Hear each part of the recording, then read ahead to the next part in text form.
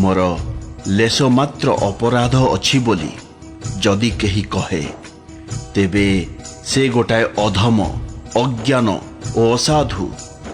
तुमे जदि राजा होइथांत तेबे भी तुमर कौनसी दोष होई न थांता, बरम ताहा सुनी श्रीराम संतोष लाभ करिथांते। हे भरत, वर्तमान तुमे खूब भल करिछ, यह कहिबा तुम पक्षरे उचित होइछि। रघुवरंक चरण रे प्रेम हेबा ही जगतरे समस्त मंगलर मूल। ताहा तुमर धन जीवन और प्राण। तुम परि भाग्यवान किए अछि? हे वत्स, तुम पक्षरे यह कौनसी आश्चर्यर विषय नुहे, कारण तुमे हेउछ दशरथंक पुत्र एवं श्रीरामंकर प्रिय भाई। हे भरत शुण, श्रीरामंक दृष्टि रे तुम समान प्रिय पात्र अन्य केही नाही। से दिन एठारे लक्ष्मण श्रीराम और सीता देवी अत्यंत प्रेमर सहित तुमर प्रशंसा करी करी सारा रातिटा कटाई थिले। से माने तुम प्रेम रे मग्न होई रहिछंती। सांसारिक सुखमय जीवन प्रति विषयासक्त मूर्ख मनुष्यर जेपरी आसक्ति थाए, तुम प्रति श्रीरामंकर सही परि स्नेह रहिछि। श्रीरामंक पक्षरे एपरि स्नेह रहिबा कौनसी बड़ कथा नुहे, कारण श्री रघुनाथ तो शरणागतर सकल कुटुंब को पालन पोषण करती। हे भरत, मो मतरे तुमे हेउछ राम प्रेमर मूर्तिमंत विग्रह। हे भरत, तुमे भावुछ यह एक कलंक, किंतु आम समस्तंक पाई यह हेउछि एक उपदेश। श्रीराम भक्ति रसरे सिद्धि प्राप्ति निमंते एही अवसरटी एक श्री गणेश हेला, अर्थात राम भक्ति किपरि करिबाकु हुए ताहा तुम ठारू आमे प्रथमे शिखिलु। हे वत्स, तुमर जश होउछि निर्मल नवीन चंद्र एवं श्रीरामंकर भक्त माने हेउछंती कुमुद और चकोर। तुमर जशरूपी चंद्रमा सदा उदित होई रहिबो, केबे भी अस्त हेबो नाही। जगत रूपी आकाश रे तुम जश चंद्रमा केबे क्षय हेबो नाही, परम दिनु दिन दुई दुई गुण होई बढ़िबो। त्रैलोक्य रूपी चक्रवाक एही जश रूपी चंद्रमा को अत्यंत प्रेम करिबो एवं प्रभु श्रीरामंक प्रताप रूपी सूर्य मध्य यार कांति हरण करिबो नाही। तुमर ही निर्मल जश रूपी चंद्रमा दिन राति सर्वदा समस्तंक पाई सुखप्रद हेबो। कैकेयींकर कुकर्म रूपी राहु याहाकु ग्रास करि पारिबो नाही। एही चंद्रमा श्रीरामंकर प्रेमामृत रे परिपूर्ण। यह गुरु अपमान रूपी दोषरे दूषित नुहे। तुमे एही जश रूपी चंद्र सृष्टि करी पृथ्वी रे मध्य अमृत को सुलभ करि देइछ। एणिकी श्रीरामंक भक्तगण एही अमृत रस पान करी तृप्त हुवन्तु। तुम सूर्य वंशर राजा भगीरथ एही पृथ्वी पृष्ठ को सेही गंगा को आनिथिले, जहांको स्मरण करिबा हेउछि सकल सुमंगलर निधान। दशरथंक गुणावली तो वर्णनार अतीत, अधिक कौन कहिबा। तांको समस्कंद होई जगतरे आउ केही नाहंती। सेही दशरथंक प्रेम और उदार गुणर बस होई स्वयं सेही सच्चिदानंद घन भगवान श्रीराम धरा धामरे प्रकट होइछंती, जहांक स्वरूप को श्री महादेव निज हृदय रूपी नेत्र रे जेते देखिले भी तृप्त होई पारु नाहंती। तुमे जो कीर्ति रूपी अनुपम चंद्र उत्पन्न करिछ, सेतिरे श्रीराम प्रेम ही मृग रूपरे विद्यमान। हे वत्स, तुमे अकारणरे मनरे ग्लानि बोध करुछ।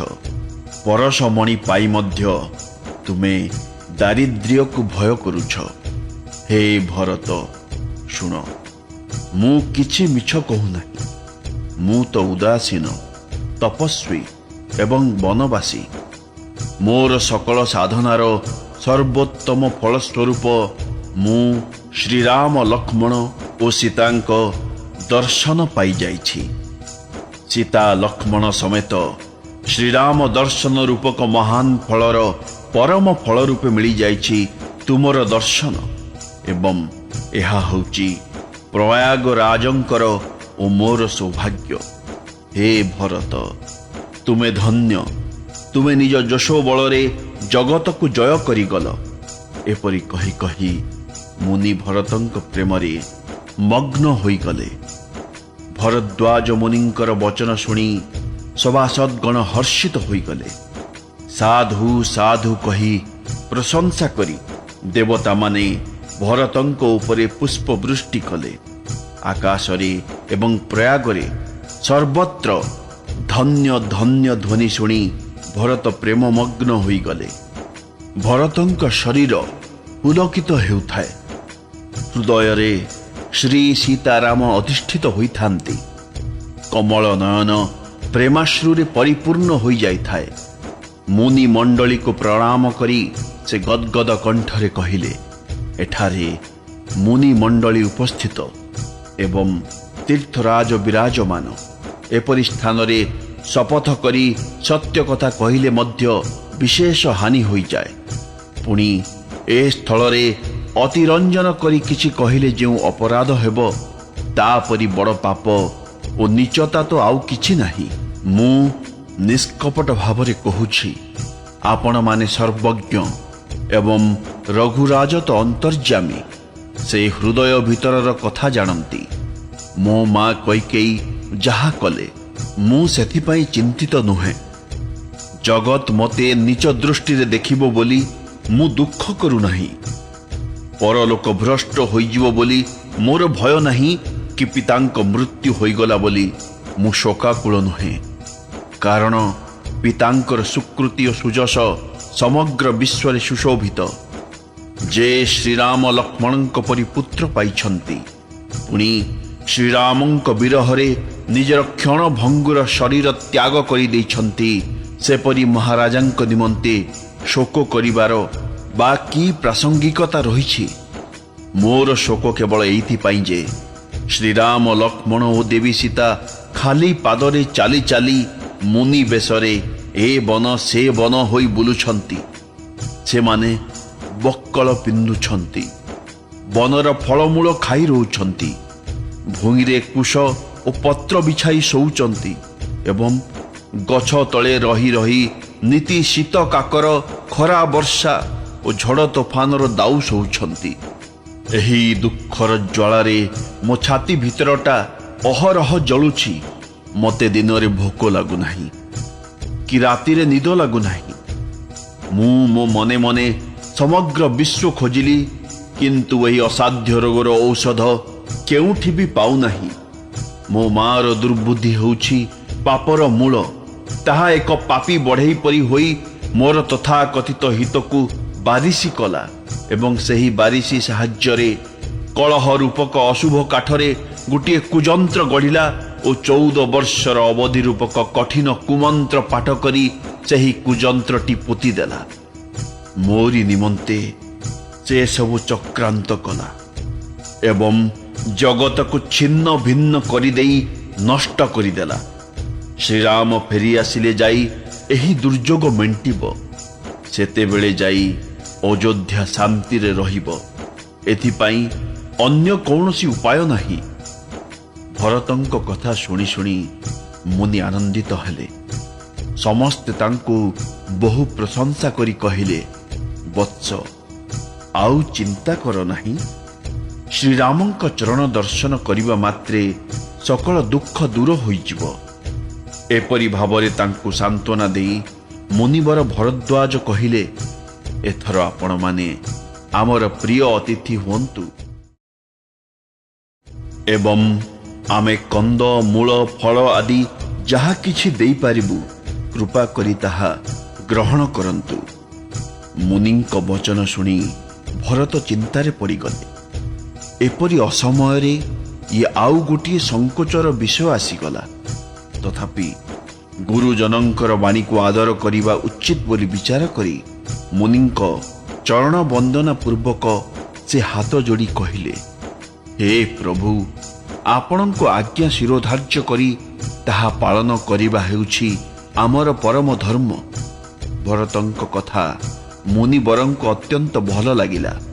से विश्वस्त सेवक और शिष्य मानंकु डाकिले एवं कहिले, भरतଙ୍କୁ आतिथ्य प्रदान करिबा आवश्यक। तेणु तुम्भे माने जाई फल मूल और कंद इत्यादि आण। से माने यथा आज्ञा कही नतमस्तक हेले एवं आनंदर सहित निज निज कार्य बाहरी पड़िले। मुनि मने मने भाविले, आमे जणे एते बड़ विशिष्ट अतिथि को निमंत्रण करी थाई जेपरी देवता सेहीपरि पूजा हेबा आवश्यक। मुनिଙ୍କ मन कथा जानी रिद्धि ओ अणिमादि सिद्धि चाली आसिले। कहिले, हे प्रभु, आपणकर जहा आज्ञा हेबो आमे ताहा करिदेबु। मुनिराज प्रसन्न होई कहिले, भरत ओ तांक सान भाई शत्रुघ्नଙ୍କ समेत अयोध्यार जन समुदाय श्रीरामଙ୍କ विरहरे अति व्याकुल अवस्थारे अछंती। से माने आमर अतिथि अतिथि सत्कार करी से मानंकर क्लांति दूर कर। मुनिवरंकर आज्ञा शिरोधार्य करी रुद्धि और सिद्धि निज निज को भाग्यवान मने कले। से माने निज निज मध्यरे कुहाकुही हेले, श्रीरामଙ୍କ सान भाई भरत जणे अतुलनीय असाधारण अतिथि।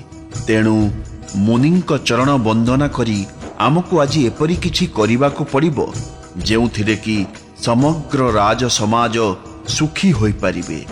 यह कही से माने संगे संगे सुंदर सुंदर घर गुड़िए तोली देले, जहा देखी विमान अर्थात राजप्रसाद माने भी लज्जित होई गले। सेही सबु घर मानंकरे बहु परिमाणर भोग और ऐश्वर्य सामग्री पूर्ण होई गला। सेही भोग सामग्री देखी देवता माने भी प्रलुब्ध होई गले। सेही घर मानंकरे दास दासी माने लोकंकर मन जानी सेमानंकु इच्छित वस्तु जोगाई देवा निमंते सबु प्रकार सामग्री धरी प्रस्तुत होई रही थांती। सिद्धि माने क्षणक भितरे एपरी सुख सामग्री सबु आनी सजाई देले जहाकी स्वर्गरे भी स्वप्नरे सुद्धा मिले नाही। प्रथमे सिद्धि माने भरतंक सहित आसीथिबा लोकमानंकु सेमानंक रुचि अनुसारे सुंदर तथा सुखद बासस्थान जोगाई देले। तापरे सेमाने सपरिवार भरतंकु बासस्थान जोगाई देले, कारण भरद्वाज सही भली आज्ञा देइथिले। मुनिवर निजर तोप बलरे ब्रह्मांकु भी चकित करि देउथुबा विभव रचना करिदेले। मुनिଙ୍କ प्रभाव देखि भरतंकु समस्त लोकपालंक लोक मध्य तुच्छ लागिला। सेही सबु सुख सामग्रीर वर्णना करा जाई पारिबो नाही। से सबु देखिले ज्ञानी माने मध्य वैराग्य भूली जिवे। सेठारे आसन सज्जा सुंदर वस्त्र चांदुआ वन उपवन नाना प्रकार पशुपक्षी सुगंध पुष्प एवं अमृत परि सुस्वादु फल एवं नाना प्रकार निर्मल जलाशय रहिथिला। अमृत को मध्य अमृत परि लागुथिबा नाना प्रकार स्वादिष्ट खाद्य और पानीय सामग्री पूर्ण होई रहिथिला। से सबु देखि देई अयोध्यावासी माने संयमी पुरुषंक परि द्विधा प्रकाश करुथांती। समस्तंक बासस्थान रे मनोवांछित वस्तु प्रदानकारी एपरी कामधेनु और कल्पवृक्ष रहिथिला जे ताहा देखि इंद्र और शची मध्य लालायित हेउथांती। बसंत ऋतु उपस्थित थाए, त्रिविध वायु प्रवाहित हेउथाए। समस्तंक निमंते धर्म अर्थ काम और मोक्ष चतुर्विध पदार्थ सुलभ होइथाए। सेठारे ମାଳା ଚନ୍ଦନ ଓ ସ୍ତ୍ରୀ ଆଦି ସବୁ ପ୍ରକାର ଭୋଗ୍ୟ ସାମଗ୍ରୀ ଥିବା ଦେଖି ସମସ୍ତେ ଯୁଗପତ୍ ହର୍ଷ ଓ ବିଷାଦରେ ବୁଡ଼ିଗଲେ। ମୁନିଙ୍କ ପ୍ରଭାବ ଦେଖି ହର୍ଷ ଏବଂ ଶ୍ରୀରାମଙ୍କ ବିରହ ହେତୁ ନିୟମ ବ୍ରତ ପାଳନ କରୁଥିବା ଅବସ୍ଥାରେ ଆମେ ଏପରି ଭୋଗ ବିଳାସର ଜାଲରେ କାହିଁକି ପଡ଼ିଲୁ? ବ୍ରତ ଭ୍ରଷ୍ଟ ହୋଇଯିବୁ କି? ଏପରି ଭାବିଲେ। ସେଠାରେ ସମ୍ପତ୍ତି ଥିଲା ଚକ୍ରବାକି ପରି, ଭରତ ଥିଲେ ଚକ୍ରବାକ ପରି ଏବଂ ମୁନିଙ୍କ ଆଜ୍ଞା ଥିଲା ସେହି ଦୁହିଁଙ୍କୁ ଖେଳାଉଥିବା ଚଢ଼େଇ ଆକେଳା ପରି, ଯେ କି ସେଦିନ ରାତିରେ ସେ ଦୁହିଁଙ୍କୁ ଆଶ୍ରୟ ରୂପୀ ପିଞ୍ଜରାରେ ବନ୍ଦ କରି ରଖିଦେଇଥିଲା। ସେହି ଅବସ୍ଥାରେ ପଡ଼ି ରହି ରାତି ପାହି ସକାଳ ହୋଇଗଲା। ପ୍ରାତଃ କାଳରେ ଭରତ ତୀର୍ଥରାଜରେ ସ୍ନାନ କଲେ ଏବଂ ସମସ୍ତଙ୍କ ସହିତ ମୁନିଙ୍କୁ ପ୍ରଣାମ କଲେ। ସେ ଋଷିଙ୍କ ଆଦେଶ ଓ ଆଶୀର୍ବାଦ ଶିରୋଧାର୍ଯ୍ୟ କରି ଦଣ୍ଡବତ ହେବା ସହିତ ବିନୟ ହୋଇ ବିଦାୟ ମାଗିଲେ। ତାପରେ କୁଶଳ ପଥ ପ୍ରଦର୍ଶକ ତଥା ସବୁ ସାଥୀ ଲୋକଙ୍କ ସହିତ ଚିତ୍ରକୂଟରେ ଚିତ୍ତ ନିବେଶ କରି ଭରତ ଯାତ୍ରା ପଥରେ ଚାଲିଲେ। ରାମ ସଖା ନିଷାଦ ରାଜଙ୍କ ହାତ ଧରି ସେ ଏପରି ଚାଲିଥାନ୍ତି ଯେ ଦେଖିଲେ ଲାଗୁଥାଏ ସତେ ଯେପରି ରାମ ପ୍ରେମ ହିଁ ସାକ୍ଷାତ ଶରୀର ଧାରଣ କରି ଚାଲିଛି। ପାଦରେ ଜୋତା ନଥାଏ କି ମଥା ଉପରେ ଛତା ନଥାଏ। ତାଙ୍କର ପ୍ରେମ ନିୟମ ବ୍ରତ ଓ ଧର୍ମ ଥିଲା ଅମାୟିକ। ଲକ୍ଷ୍ମଣ ଶ୍ରୀରାମ ଓ ସୀତା କେଉଁ ବାଟ ଦେଇ ଗଲେ ବୋଲି ସଖାଙ୍କୁ ପଚାରି ପଚାରି ସେ ଚାଲିଥାନ୍ତି ଏବଂ ନିଷାଦ ରାଜ କୋମଳ କଣ୍ଠରେ ଉତ୍ତର ଦେଉଥାନ୍ତି। ଯେଉଁ ଯେଉଁ ସ୍ଥାନରେ ଶ୍ରୀରାମ ବିଶ୍ରାମ ନେଇଥିଲେ, ଯେଉଁ ଯେଉଁ ବୃକ୍ଷ ତଳେ ବସିଥିଲେ, ସେସବୁ ସ୍ଥାନ ଦେଖି ତାଙ୍କ ହୃଦୟରେ ପ୍ରେମର ପ୍ଲାବନକୁ ରୋକି ହେଉନଥାଏ। ଭରତଙ୍କ ଏହି ଅବସ୍ଥା ଦେଖି ଦେବତାମାନେ ପୁଷ୍ପବୃଷ୍ଟି କଲେ। ପୃଥିବୀ କୋମଳ ହୋଇଗଲା ଏବଂ ମାର୍ଗ ମଙ୍ଗଳମୟ ହୋଇଗଲା। ମେଘମାନେ ଛାୟା ପ୍ରଦାନ କରୁଥାନ୍ତି। ସୁନ୍ଦର ସୁଖପ୍ରଦ ବାୟୁ ପ୍ରବାହିତ ହେଉଥାଏ। ଭରତଙ୍କ ପାଇଁ ଚଲାପଥ ଯେପରି ସୁଖପ୍ରଦ ହେଲା, ଶ୍ରୀରାମଙ୍କ ପାଇଁ ମଧ୍ୟ ସେପରି ହୋଇନଥିଲା। ପଥରେ ଅନେକ ଚରାଚର ଜୀବ ଥିଲେ। ସେମାନଙ୍କ ମଧ୍ୟରୁ ପ୍ରଭୁ ଶ୍ରୀରାମ ଯେଉଁମାନଙ୍କୁ ଦେଖିଥିଲେ ଏବଂ ଯେଉଁମାନେ ଶ୍ରୀରାମଙ୍କୁ ଦେଖିଥିଲେ, ସେମାନେ ସମସ୍ତେ ପରମ ପଦ ପାଇବାର ଯୋଗ୍ୟ ହୋଇଯାଇଥିଲେ। କିନ୍ତୁ ବର୍ତ୍ତମାନ ଭରତଙ୍କ ଦର୍ଶନ ସେମାନଙ୍କ ଭବରୂପୀ ରୋଗ ଦୂର କରିଦେଲା। ଯେଉଁ ଭରତଙ୍କୁ ସ୍ୱୟଂ ଶ୍ରୀରାମ ମନେ ମନେ ସ୍ମରଣ କରୁଥିଲେ, ତାଙ୍କ ପକ୍ଷରେ ଏହା କୌଣସି ବଡ଼ କଥା ନଥିଲା। ଜଗତରେ ଯେଉଁମାନେ ଥରେ ମାତ୍ର ରାମ କହିଦିଅନ୍ତି, ସେମାନେ ନିଜେ ତରିଯିବା ସହିତ ଅନ୍ୟମାନଙ୍କୁ ବି ତାଡ଼ି ଦେବାକୁ ସମର୍ଥ ହୋଇଯାଆନ୍ତି। ପୁଣି ଭରତ ତ ଥିଲେ ଶ୍ରୀରାମଙ୍କ ପ୍ରିୟ ସାନ ଭାଇ। ତେଣୁ ତାଙ୍କ ପାଇଁ ଭଲା ମାର୍ଗ କିପରି ସୁଖଦାୟକ ନ ହୁଅନ୍ତା?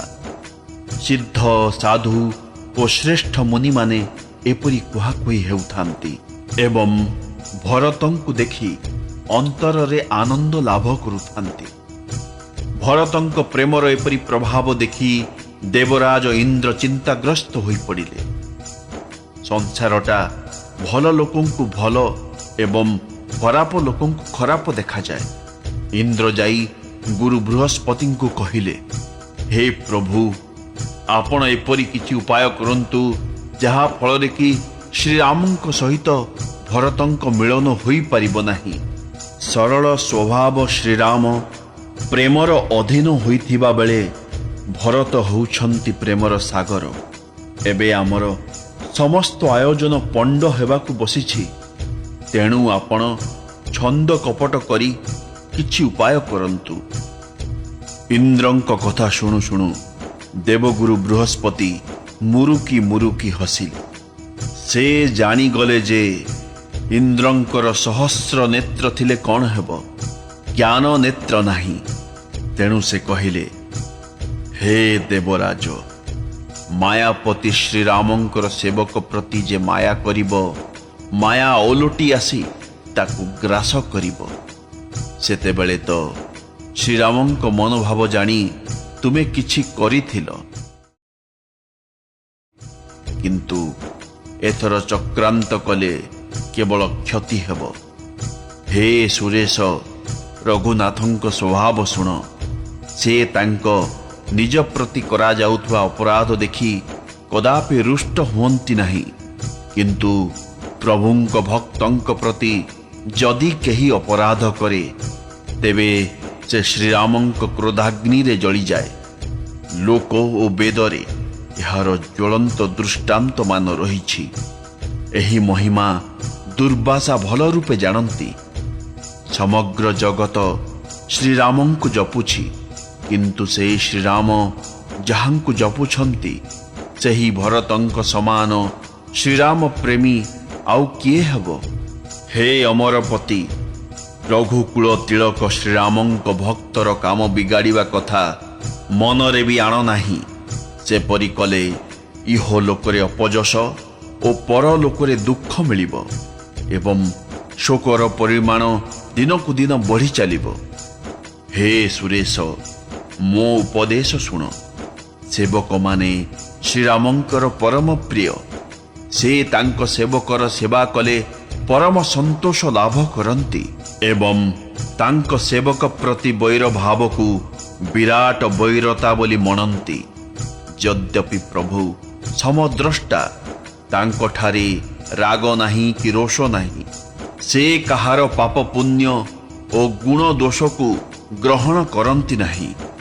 ସେ ବିଶ୍ୱରେ କର୍ମକୁ ହିଁ ପ୍ରାଧାନ୍ୟ ଦେଇଛନ୍ତି, ଅର୍ଥାତ୍ ଯେ ଯେପରି କରେ ସେ ସେହିପରି ଫଳ ଭୋଗ କରେ। ତଥାପି ସେ ଭକ୍ତ ଓ ଅଭକ୍ତର ହୃଦୟ ଅନୁସାରେ ସମ ଓ ବିଷମ ବ୍ୟବହାର କରନ୍ତି। ନିର୍ଗୁଣ, ନିର୍ଲେପ, ମାନରହିତ ଏବଂ ସଦା ଏକରସ ଭଗବାନ ଶ୍ରୀରାମ କେବଳ ଭକ୍ତଙ୍କର ପ୍ରେମାଧୀନ ହୋଇ ସଗୁଣ ହୋଇଛନ୍ତି। ଶ୍ରୀରାମ ସର୍ବଦା ତାଙ୍କ ଭକ୍ତମାନଙ୍କର ଇଚ୍ଛା ପୂରଣ କରନ୍ତି। ବେଦ, ପୁରାଣ, ସାଧୁ ସନ୍ଥ ଓ ଦେବତାମାନେ ଏହାର ସାକ୍ଷୀ। ଏହା ଉପଲବ୍ଧି କରି କୁଟିଳତା ଛାଡ଼ି ଦିଅ ଏବଂ ଭରତଙ୍କ ଚରଣରେ ଗଭୀର ପ୍ରୀତି ରଖ। ହେ ଦେବରାଜ ଇନ୍ଦ୍ର, ଶ୍ରୀରାମଙ୍କ ଭକ୍ତମାନେ ଅନ୍ୟମାନଙ୍କ ହିତ ସାଧନରେ ଲାଗି ରହନ୍ତି। ସେମାନେ ବଡ଼ ଦୟାଳୁ ତଥା ଅନ୍ୟମାନଙ୍କ ଦୁଃଖରେ ଦୁଃଖୀ ହୋଇଥାନ୍ତି। ପୁଣି ଭରତ ତ ଭକ୍ତମାନଙ୍କର ଶିରୋମଣି, ତେଣୁ ତାଙ୍କୁ ଆଦୌ ଡରନ୍ତୁ ନାହିଁ। ପ୍ରଭୁ ଶ୍ରୀରାମ ହେଉଛନ୍ତି ସତ୍ୟସନ୍ଧ ଓ ଦେବଗଣଙ୍କର ହିତ ସାଧକ। ଭରତ ହେଉଛନ୍ତି ଶ୍ରୀରାମଙ୍କର ଆଜ୍ଞାବହ। ତୁମେ ବୃଥାରେ ଅଧିକ ସ୍ୱାର୍ଥବଶ ହୋଇ ବ୍ୟାକୁଳ ହେଉଛ। ଏଥିରେ ଭରତଙ୍କର କୌଣସି ଦୋଷ ନାହିଁ। ଏହା ତୁମ ନିଜର ମୋହ ମାତ୍ର। ଦେବଗୁରୁ ବୃହସ୍ପତିଙ୍କର ଉପଦେଶ ଶୁଣି ଇନ୍ଦ୍ରଙ୍କ ମନରେ ବିଶେଷ ଆନନ୍ଦ ଜାତ ହେଲା। ତାଙ୍କର ଦୁଶ୍ଚିନ୍ତା ଦୂର ହୋଇଗଲା। ସେ ଆନନ୍ଦିତ ହୋଇ ପୁଷ୍ପ ବର୍ଷଣ ମାଧ୍ୟମରେ ଭରତଙ୍କ ସ୍ୱଭାବର ପ୍ରଶଂସା କଲେ। ଭରତ ଏପରି ଭାବରେ ବନ ପଥରେ ଚାଲିଥାନ୍ତି। ତାଙ୍କର ପ୍ରେମମୟ ଅବସ୍ଥା ଦେଖି ମୁନି ଓ ସିଦ୍ଧମାନେ ପ୍ରଶଂସା କରୁଥାନ୍ତି। ଭରତ ରାମ କହି ଦୀର୍ଘଶ୍ୱାସ ନେଲାବେଳେ ଚତୁର୍ଦିଗରେ ପ୍ରେମର ବନ୍ୟା ଖେଳି ଯାଉଥିବା ପରି ଲାଗୁଥାଏ। ତାଙ୍କର ବଚନ ଶୁଣି ବଜ୍ର ଓ ପାଷାଣ ବି ତରଳି ଯାଉଥାଏ। ଅଯୋଧ୍ୟାବାସୀଙ୍କର ପ୍ରେମ ତ କହିଲେ ନ ସରେ। ଅଧା ବାଟରେ ଡେରା ପକାଇ ଭରତ ଯମୁନା ତଟକୁ ଆସିଲେ। ଯମୁନାର ଜଳ ଦେଖି ତାଙ୍କ ନୟନ ଅଶ୍ରୁରେ ପୂର୍ଣ୍ଣ ହୋଇଗଲା। ଶ୍ରୀ ରଘୁନାଥଙ୍କ ଶରୀରର ରଙ୍ଗ ପରି ସୁନ୍ଦର ଶ୍ୟାମଳ ଜଳରାଶି ଦେଖି ସହଯାତ୍ରୀଙ୍କ ସମେତ ପ୍ରେମ ବିହୋଳ ଭରତ ଶ୍ରୀରାମ ବିରହ ରୂପୀ ସମୁଦ୍ରରେ ବୁଡ଼ି ଯାଉ ଯାଉ ବିବେକ ରୂପୀ ବୋଇତରେ ଚଢ଼ିଗଲେ। ସେଦିନ ସେ ଯମୁନା ତଟରେ ନିବାସ କଲେ। ସମୟାନୁସାରେ ସମସ୍ତଙ୍କ ନିମନ୍ତେ ଖାଦ୍ୟପେୟର ଉତ୍ତମ ବ୍ୟବସ୍ଥା ହୋଇଗଲା। ରାତାରାତି ବିଭିନ୍ନ ଘାଟରୁ ଏପରି ଅଗଣିତ ନୌକା ଆସି ସେଠାରେ ପହଞ୍ଚିଗଲା ଯେ ସେସବୁର ବର୍ଣ୍ଣନା କରିହେବ ନାହିଁ। ପରଦିନ ସକାଳୁ ଗୋଟିଏ କ୍ଷେପରେ ହିଁ ସମସ୍ତେ ନଦୀ ପାର ହୋଇଗଲେ। ଶ୍ରୀରାମଙ୍କ ସଖା ନିଷାଦ ରାଜଙ୍କର ଏହି ସେବାରେ ସମସ୍ତେ ଆନନ୍ଦିତ ହୋଇଗଲେ। ତାହାପରେ ସ୍ନାନ କରି ଓ ଯମୁନାଙ୍କୁ ପ୍ରଣାମ କରି दुई भाई निषाद राजंक सहित आगको चलिले। आगरे सुंदर सुंदर जानवाहन रे श्रेष्ठ मुनि माने चली थांती। सेमानंक पछरे राज परिवारर लोके ओ अन्य माने चली थांती एवं अन्य मानंक पछरे एही दुई भाई अति साधारण बसन भूषण और वेश धारण करी पादरे चली थांती। सेवक मित्र और मंत्री पुत्र माने सेमानंक साथीरे थांती। समस्ते श्रीराम लक्ष्मण और देवी सीता को स्मरण करी करी चली थांती। बाटरे जेउ जेउ स्थान रे श्रीराम विश्राम नैथिले सेही सेही स्थान रे सेमाने सप्रेम प्रणाम करुथांती। बाटरे आख पाख गाँ मानंकरे रहुथुवा नर नारी एमानंक विषय शुणी सेमानंकु देखिबा लगी निज निजर काम धंदा छाड़ी धाई आसुथांती एवं एमानंक रूप और प्रेम देखि मनुष्य जन्म सार्थक होईगला बोली भावी आनंदित हेउथांती। ग्रामर स्त्री लोक माने परस्पर मध्य कथबार्ता हेउथांती। केही जणे कहिला, सखी ए दुई जण राम लक्ष्मण ना नुहंती? एमानंकर अवस्था शरीर और रूपरंग तो सेही मानंक परी, स्वभाव स्नेह और हावभाव भी ठीक सेही मानंक परी, किंतु हे सखी एमानंकर वेशभूषा सेमानंक परी नुहे कि साथीरे सीता देवी नाहांती। पुणी एमानंक आगरे तो चतुरंग सेना चलीछंती। आहुरी गोटिए कथा देख, एमानंक मुह सेमानंक मुह परी प्रसन्न नुहे, एमानंक मनरे दुख रहिछि। हे सखी एही प्रभेद देखिले मनरे संदेह उपजुछि। ता कथा अन्य स्त्री लोक मानंक मन को पाइला। समस्ते कहिले एहा परी बुद्धिमती आउ केही नाही। ताकु प्रशंसा करी एवं तू ठीक कहिछु बोली कही अन्य जड़े स्त्री लोक ता कथा को सम्मान देला। श्रीरामंक राज तिलकर आनंद उत्सव किपरि भांगी गला सेही स्त्री लोकटी ताहा अति श्रद्धार सहित वर्णना कला और भरतंक चरित्र स्नेह और स्वभावर बहु प्रशंसा करने लगिला। से कहिला, देखुच एही भरत पिता देइथिबा राज्य त्याग करि देई पादरे चालुछंती एवं श्रीराम को कही पोछि अयोध्या फेरिबाकु राजी कराइबा पाई जाउछंती। ए निजे फलाहार करी रहुछंती। आज एहांक समान आउ किए अछि कहिल? भरतंक भातृप्रेम भक्ति और आचरण विषय रे कहिले और शुणिले मनीषर दुख और दोष दूर हो जाए। आगो सखी इहांक संबंध रे जेते कहिले भी अल्प हेबो। श्रीरामंकर भाईटी सेपरी नहेबे किपरि? सानो भाई शत्रुघ्नंक सहित भरतंकु देखि आज आमे समस्ते धन्य होई गलु। भरतंकर एपरी गुण शुणी एवं तांकर अवस्था देखि स्त्री लोक माने दुख प्रकाश करुथांती एवं कहउथांती, कैकेयी एभली पुत्रर मां हेबार योग्य नुहंती। आउ केही कहउथाए एथिरे रानींकर भी दोष नाही, एसबु सही विधाता ही करिछि आम भल पाई। आमे तो लोक वेद उभय विधि रे हीन कूल और कर्म रे उभय छोट पुणी तुच्छ।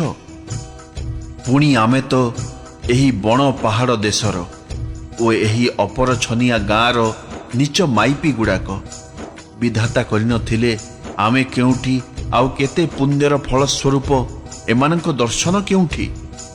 एहीपरि भावरे प्रति गाँरे आनंद और आश्चर्य खेलीगला।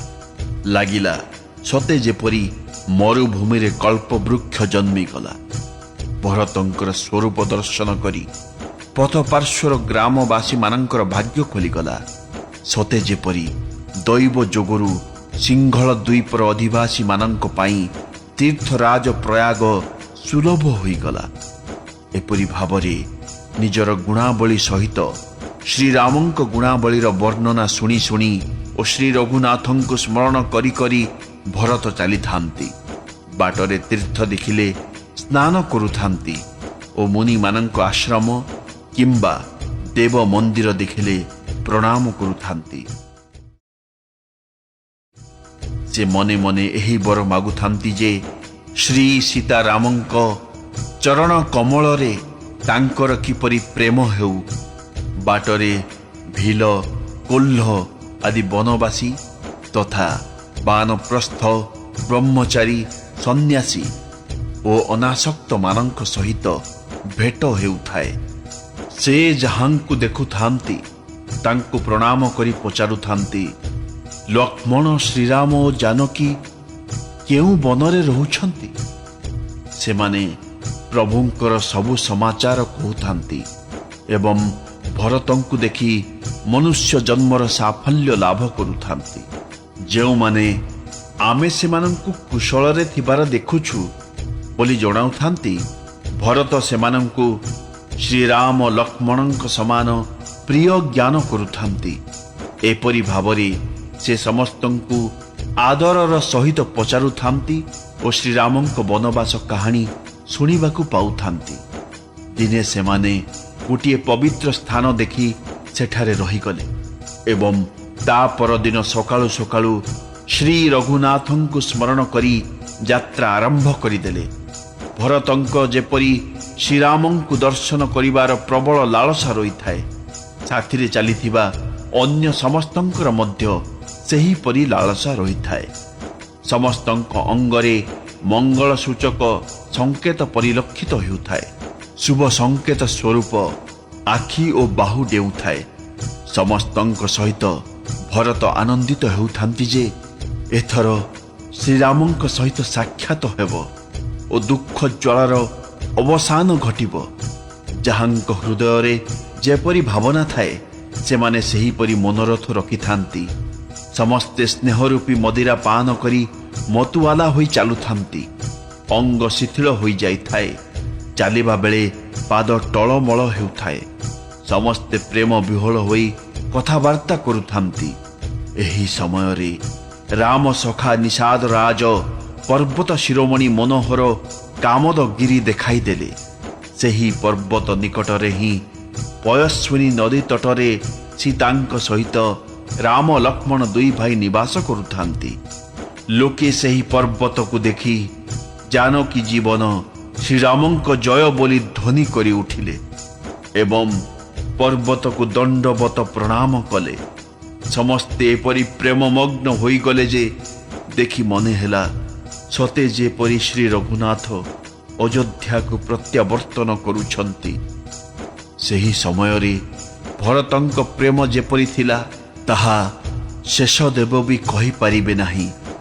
ଅହଂତ୍ୱ ଓ ମମତ୍ୱରେ ମଳିନ ହୋଇ ରହିଥିବା ମନୁଷ୍ୟମାନଙ୍କ ପକ୍ଷରେ ବ୍ରହ୍ମାନନ୍ଦ ଯେପରି ଅଗମ୍ୟ, କବିଙ୍କ ନିମନ୍ତେ ତାହା ଠିକ୍ ସେହିପରି ଅଗମ୍ୟ। ଶ୍ରୀରାମଙ୍କ ପ୍ରେମରେ ସମସ୍ତେ ଏପରି ବିହ୍ୱଳ ଓ ଶିଥିଳ ହୋଇପଡ଼ିଥିଲେ ଯେ ସୂର୍ଯ୍ୟାସ୍ତ ସୁଦ୍ଧା ସେଦିନ ସେମାନେ ମାତ୍ର 2 କୋଶ ବାଟ ଚାଲିପାରିଲେ। ଜଳର ସୁବିଧା ଓ ଭଲ ସ୍ଥାନ ଦେଖି ସେମାନେ ସେଠାରେ ରାତିଟା ରହିଗଲେ। ରାତି ପାହୁ ପାହୁ ଶ୍ରୀ ରଘୁନାଥଙ୍କ ଦର୍ଶନ ପାଇଁ ଭରତ ଆଗତୁରା ବାହାରି ପଡ଼ିଲେ। ସେପଟେ ରାତି ନ ପାହୁଣୁ ଶ୍ରୀରାମ ଉଠି ପଡ଼ିଥିଲେ। ରାତିରେ ସୀତା ଗୋଟିଏ ସ୍ୱପ୍ନ ଦେଖିଥିଲେ। ସେ ଶ୍ରୀରାମଙ୍କୁ ତାହା କହୁଥାନ୍ତି। ସେ ସ୍ୱପ୍ନରେ ଦେଖିଥିଲେ ଭରତ ଲୋକମାନଙ୍କୁ ଧରି ସେଠାକୁ ଚାଲି ଆସିଛନ୍ତି। ପ୍ରଭୁଙ୍କ ବିଚ୍ଛେଦ ରୂପୀ ଅଗ୍ନିରେ ତାଙ୍କ ଶରୀର ସନ୍ତପ୍ତ ହେଉଛି। ଆସିଥିବା ଲୋକମାନେ ବିଷର୍ଣ୍ଣ ଦିନ ଓ ଦୁଃଖୀ ହୋଇଯାଇଛନ୍ତି। ଶାଶୁମାନେ ବି ଅନ୍ୟ କିଛି ରୂପରେ ଆସିଛନ୍ତି। ସୀତାଙ୍କଠାରୁ ଏପରି ସ୍ୱପ୍ନ ବୃତ୍ତାନ୍ତ ଶୁଣି ଶ୍ରୀରାମଙ୍କ ନେତ୍ର ଅଶ୍ରୁରେ ଛଳ ଛଳ ହୋଇଗଲା ଏବଂ ଯେଉଁ ପ୍ରଭୁ ସମସ୍ତଙ୍କୁ ଶୋକରୁ ମୁକ୍ତ କରିଦିଅନ୍ତି ସେ ଲୀଳାକ୍ରମେ ସ୍ୱୟଂ ଶୋକାର୍ତ୍ତ ହୋଇଗଲେ।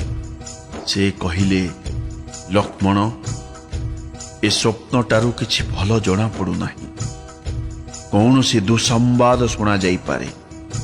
ଏପରି କହି ସେ ଭାଇ ସହିତ ସ୍ନାନ କଲେ ଏବଂ ତ୍ରିପୁରାରୀ ମହାଦେବଙ୍କୁ ପୂଜା କରି ସାଧୁମାନଙ୍କୁ ସମ୍ମାନ ପ୍ରଦର୍ଶନ କଲେ। ଦେବତାମାନଙ୍କୁ ପୂଜା ଓ ମୁନିମାନଙ୍କୁ ବନ୍ଦନା କରି ସାରିବା ପରେ ଶ୍ରୀରାମ ବସି ଉତ୍ତର ଦିଗକୁ ଚାହିଁଲେ। ଆକାଶରେ ଧୂଳି ଉଠୁଥାଏ। ବିଭିନ୍ନ ପଶୁପକ୍ଷୀ व्याकुल होई प्रभु को आश्रम आड़ को धाई आसुथांती। तुलसीदास कहउछंती, यह देखि प्रभु श्रीराम उठी ठिया होई पड़िले ओ कारण कौन बोली विस्मित होई भाबिबाकू लागिले। एतिकी बेले कोल्ह ओ भील माने आसी भरत आसुथिबा समाचार शुणाई देले। तुलसीदास कहउछंती, सेमानंको ठारू एपरि सुंदर मंगल समाचार शुणिदेबा क्षणी श्रीराम अत्यंत आनंदित होई उठिले। तांको शरीर रोमांचित होईगला एवं शरद ऋतुर कमल समान नयन जुगल प्रेमाश्रुरे पूर्ण होईगला। सीतापति श्रीराम पुनर्बार चिंतारे पड़गले। भरत आसिबार कारण कौन? इतिमध्यरे जड़े लोक आसी खबर देला जे आसुथिबा लोकंको साथीरे विराट चतुरंग सेना भी अच्छे। यह शुणी श्रीराम अत्यंत चिंतारे पड़गले। सेपटे पितांको आज्ञा, एपटे भाई भरतंकर तांको प्रति भक्ति और सम्मान। भरतंकर स्वभाव विचार करी प्रभु श्रीराम किछि स्थिर करि पारिले नाही। भरत साधु बुद्धिमान ओ मोर आज्ञावह एपरि विचार करी से मन स्थिर करि नेले। किंतु लक्ष्मण लक्ष्य कले जे प्रभुଙ୍କ मन चिंतित होई जाइछि। तेणु से निजर समयोचित नीतिपूर्ण मत प्रकाश करी कहिले, हे प्रभु, आपण न पचारणु मु किछि कहिबाकू जाउछि। आवश्यक समय रे धृष्टता देखाई सेवक किछि कहिदेले ताकू धृष्टता बोली धरा जाए नाही। हे प्रभु, आपण सर्वज्ञ मानंकर शिरोमणि, मु आपणकर सेवक, किंतु निजर बुद्धि अनुसारे जहा दीपद कहिबी। हे नाथ, आपण तो परम सुहृद, सरल हृदय तथा स्नेह और सुशीलतार भंडार। आपणकर समस्त प्रेम और विश्वास रही। आपण मने करंती जे समस्ते आपणक परि भल, किंतु हाथ को क्षमता आसीगले मूढ़ विषयी जीव मोहबशतः निजर असल स्वरूप देखाई दिए। भरत नीतिपरायण, साधु एवं बुद्धिमान सत।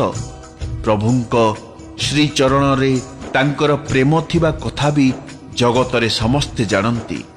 किंतु सेई भरत आजी श्रीरामंक पद पाई जाई धर्मर मर्यादा लंघन करी एठाकू माड़ी आसीछंती। आपणंक समय खराब पड़िछि ओ आपण वनवासरे एकुटिया अछंती जानी कुटिल कुभ्राता भरत मनरे दूरभिसंधि रखी निजे निष्कंटक राज्य भोग करिवे बोली लोक बाक धरी एठाकू माड़ी आसुछंती। मनरे अनेक प्रकार कुटिलता रखी सेना सजाई दुई भाई जाक आसुछंती।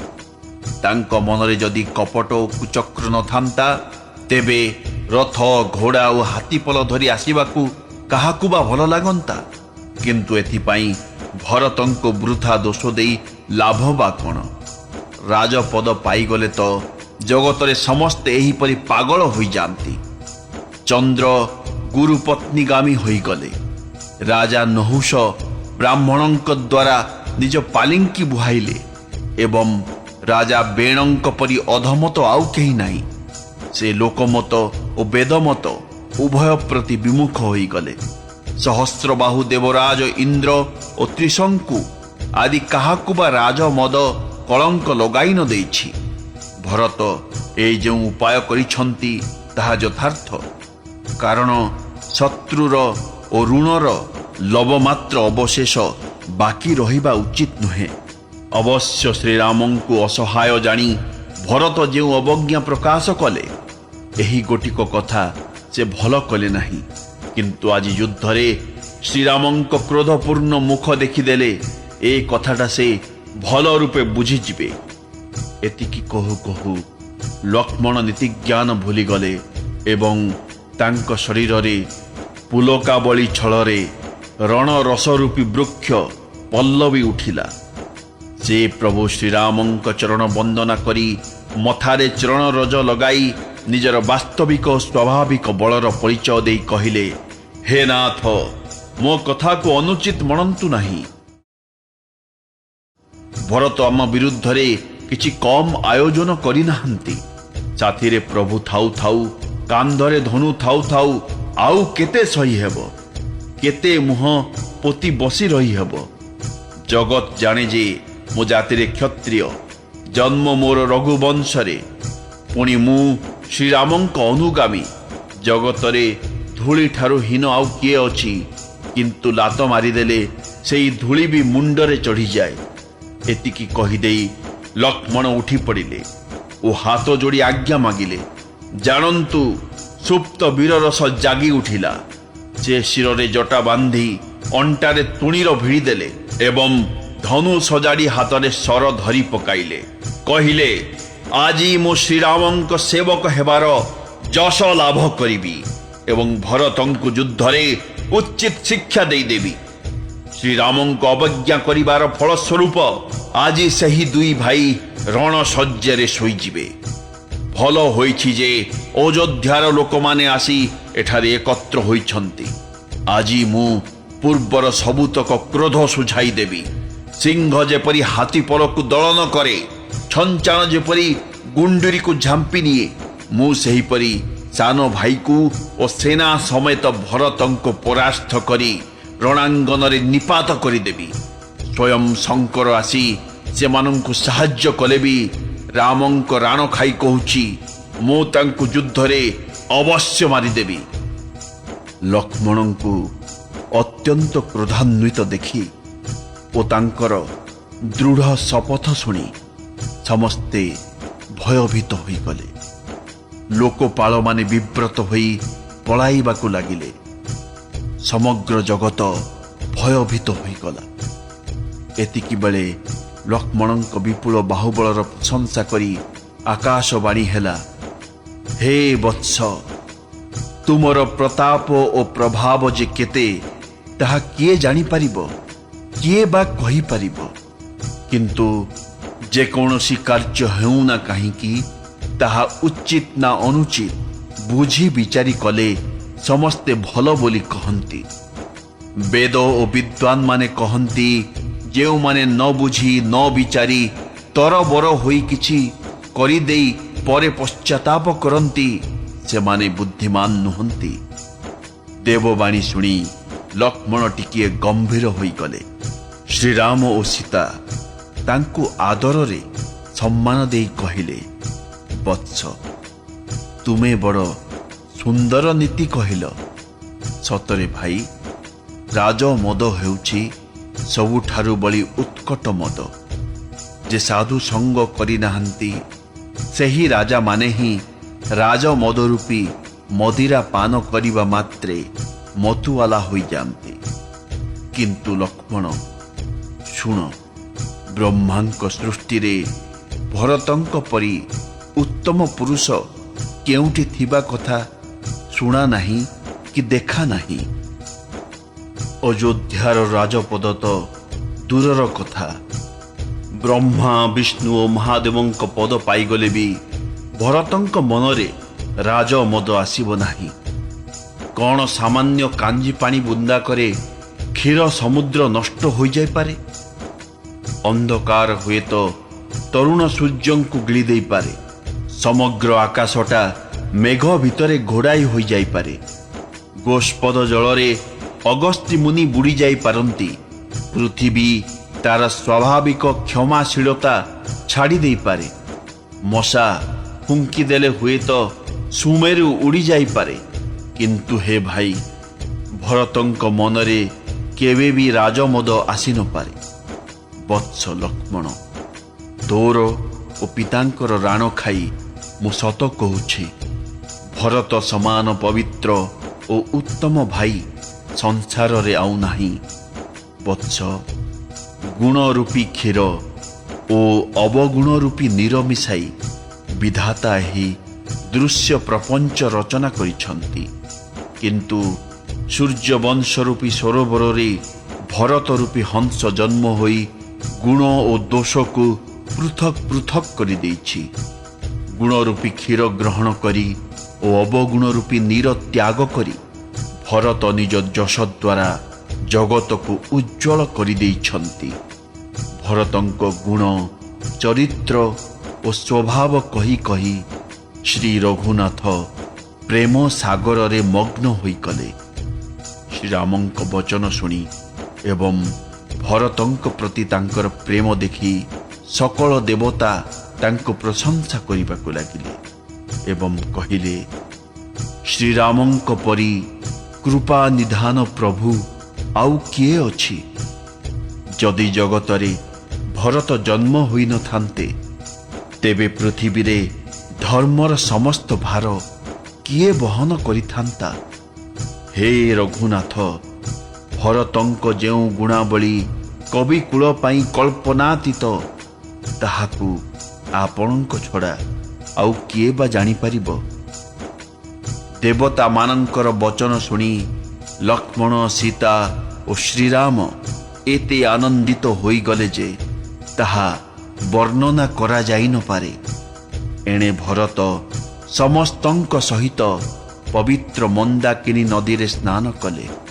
ତାପରେ ସମସ୍ତଙ୍କୁ ନଦୀ ତଟରେ ଛାଡ଼ିଦେଇ ତଥା ମାତା, ଗୁରୁ ଓ ମନ୍ତ୍ରୀମାନଙ୍କର ଆଜ୍ଞା ନେଇ ନିଷାଦ ରାଜ ଓ ଶତ୍ରୁଘ୍ନଙ୍କୁ ସାଥିରେ ଧରି ସେ ସେହି ସ୍ଥାନକୁ ଚାଲିଲେ ଯେଉଁଠାରେ କି ଶ୍ରୀରାମ ଓ ସୀତା ରହିଥିଲେ। ନିଜ ମାତା କୈକେୟୀଙ୍କ ଦୁଷ୍କୃତି ସ୍ମରଣ କରି ଭରତ ଦ୍ୱିଧାଗ୍ରସ୍ତ ହୋଇଗଲେ। ମନ ଭିତରେ କୋଟି କୋଟି ଦୁଶ୍ଚିନ୍ତା ଉଦ୍ରେକ ହେଲା। ମୋ ନାଁ ଶୁଣି ଶ୍ରୀରାମ, ଲକ୍ଷ୍ମଣ ଓ ସୀତା ସ୍ଥାନ ଛାଡ଼ି ଅନ୍ୟ କେଉଁଆଡ଼େ ପଳାଇଯିବେ ନାହିଁ ତ? ମୋତେ ମାର ମତ ସହିତ ଏକମତ ବୋଲି ଭାବି ଶ୍ରୀରାମ ଯାହା କିଛି କହିବେ ତାହା ନିଶ୍ଚୟ ଅଳ୍ପ ହେବ, କିନ୍ତୁ ସେ ତାଙ୍କ ନିଜର ଔଦାର୍ଯ୍ୟ ଗୁଣରେ ମୋର ପାପ ଓ ଅବଗୁଣ କ୍ଷମା କରି ମୋତେ ଅବଶ୍ୟ ଆଦର କରିବେ। ସେ ମୋତେ ମନ୍ଦ ବୁଦ୍ଧି ବୋଲି ଜାଣି ତଡ଼ି ଦିଅନ୍ତୁ କି ନିଜର ସେବକ ବୋଲି ମନେ କରି ଆଦର କରନ୍ତୁ। ଯାହା କିଛି କରନ୍ତୁ ନା କାହିଁକି, ମୋର ତ ଶ୍ରୀରାମଙ୍କ ପାଦୁକା ହିଁ ଆଶ୍ରୟ। ଶ୍ରୀରାମ ତ ଉଦାର ହୃଦୟ, ସବୁ ଦୋଷ କେବଳ ଏହି ଦାସର। ଜଗତରେ ଚାତକ ଓ ମୀନ ହିଁ ଯଶର ପାତ୍ର, କାରଣ ସେ ଦୁହେଁ ନିୟମ ଓ ପ୍ରେମକୁ ନିତ୍ୟ ନୂତନ କରି ରଖିବାରେ ନିପୁଣ। ମନରେ ଏପରି ବିଚାର କରି କରି ଭରତ ଚାଲିଥାନ୍ତି। ତାଙ୍କର ସମସ୍ତ ଅଙ୍ଗ ପ୍ରତ୍ୟଙ୍ଗ ସଙ୍କୋଚ ଓ ପ୍ରେମରେ ଶିଥିଳ ହୋଇଯାଉଥାଏ। ମାଙ୍କ ଦୁଷ୍କୃତି ତାଙ୍କୁ ପଛକୁ ଟାଣୁଥାଏ, କିନ୍ତୁ ଧୈର୍ଯ୍ୟ ଧୁରନ୍ଧର ଭରତ ଭକ୍ତି ବଳରେ ଆଗକୁ ଚାଲୁଥାନ୍ତି। ସେ ଯେତେବେଳେ ଶ୍ରୀ ରଘୁନାଥଙ୍କ ସ୍ୱଭାବ ସ୍ମରଣ କରୁଥିଲେ, ସେତେବେଳେ ତାଙ୍କ ପାଦ ଶୀଘ୍ର ଶୀଘ୍ର ଆଗକୁ ପଡ଼ୁଥିଲା। ସେତେବେଳେ ଭରତଙ୍କ ଅବସ୍ଥା କିପରି ହୋଇଥିଲା ଜାଣନ୍ତି? ଜଳସ୍ରୋତରେ ଜଳଭଉଁରୀର ଗତି ଯେପରି ହୋଇଥାଏ, ସେହିପରି ଭରତଙ୍କ ମାନସିକ ସ୍ଥିତି ଓ ପ୍ରେମ ଦେଖି ନିଷାଦ ରାଜ ନିଜର ଦେହଜ୍ଞାନ ଭୁଲିଗଲେ। ଶୁଭ ଶକୁନ ସୂଚକ ପକ୍ଷୀମାନଙ୍କର ରବ ଶୁଣାଗଲା। ତାହା ଶୁଣି ଓ ବିଚାର କରି ନିଷାଦ ରାଜ କହିଲେ, ଚିନ୍ତା ଦୂର ହେବ, ଆନନ୍ଦ ମିଳିବ, କିନ୍ତୁ ଶେଷରେ ପୁଣି ଦୁଃଖ ମିଳିବ। ଭରତ ନିଷାଦଙ୍କ ସବୁ କଥାକୁ ସତ୍ୟ ମଣିଲେ ଏବଂ ଯାଇ ଆଶ୍ରମ ସମୀପରେ ପହଞ୍ଚିଗଲେ। ସେଠାକାର ବନ ଓ ପର୍ବତ ସମୂହ ଦେଖି ଭରତ ଏତେ ଆନନ୍ଦିତ ହୋଇଗଲେ ଯେ ତାଙ୍କୁ କ୍ଷୁଧାର୍ତ୍ତକୁ ସୁସ୍ୱାଦୁ ଅନ୍ନ ମିଳିଗଲା ପରି ଲାଗିଲା। ଇତି ହେତୁ ସନ୍ତ୍ରସ୍ତ ଏବଂ ତ୍ରିତାପ, ଦୁଷ୍ଟଗ୍ରହ ଓ ମହାମାରୀ ଦ୍ୱାରା ପ୍ରପୀଡ଼ିତ ପ୍ରଜାମାନେ ଯେପରି ଭଲ ଦେଶ ଓ ଭଲ ରାଜାଙ୍କ ରାଜ୍ୟକୁ ଯାଇ ସୁଖୀ ହୁଅନ୍ତି, ଭରତଙ୍କ ଅବସ୍ଥା ଠିକ୍ ସେହିପରି ହୋଇଗଲା। ଦେଶରେ ଭଲ ରାଜାଙ୍କୁ ପାଇ ପ୍ରଜାମାନେ ଯେପରି ସୁଖ ହୁଅନ୍ତି, ସେଠାରେ ଶ୍ରୀରାମଙ୍କ ନିବାସ ଥିବାରୁ ବନ ସମ୍ପଦ ସେହିପରି ସୁଶୋଭିତ ହେଉଥାଏ। ସୁଶୋଭିତ ବନ ହିଁ ଥିଲା ପବିତ୍ର ରାଜ୍ୟ ଏବଂ ବିବେକ ଥିଲା ତାହାର ରାଜା ଓ ବୈରାଗ୍ୟ ଥିଲା ତାହାର ମନ୍ତ୍ରୀ। ଯମ ଓ ନିୟମ ଥିଲେ ସେହି ଦେଶର ଯୋଦ୍ଧା।